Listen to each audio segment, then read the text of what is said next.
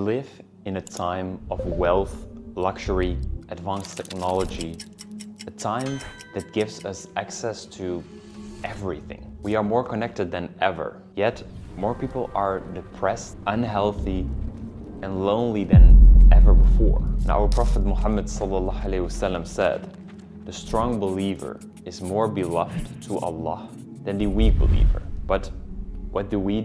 24/7 scrolling on social media, binge watching Netflix, eating unhealthy, etc., etc. And while our ancestors worked so hard for this modern world of today, and Allah subhanahu wa ta'ala blessed us with all these opportunities around us, we are choosing to be weak and blindly following our desires, because many of us have lost control over their minds due to distractions. It seems like the more wealth and luxury we have, the more distracted we become, subhanallah. And this is exactly what shaitan wants from us. The more distracted we are, the less time we spend in worship, the less we focus on our purpose, and the more disconnected we become from the path of Allah subhanahu wa ta'ala.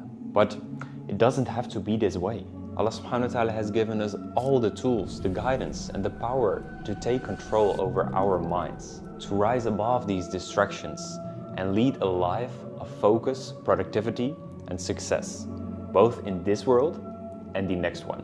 And in a world filled with distractions and desires, the only thing that you can really control is our mind. Once you control your thoughts, you control your behavior, your actions, and eventually your future. So in this video, I'm going to show you how to take back control of your mind and build a strong mindset that will not only help you to achieve success in this world, the dunya, but in the akhirah as well, inshallah wa ta'ala. Now, as Muslims, we know that our mind is one of the greatest gifts that Allah subhanahu wa ta'ala has given us. It's with this mind that we think, we reflect, we make decisions, and we choose the path of life. And the Quran constantly urges us to reflect on the signs around us, using our intellect and understand the truth. But the reality is that many of us have forgotten how to use our minds in the way that Allah subhanahu wa ta'ala has intended it to be.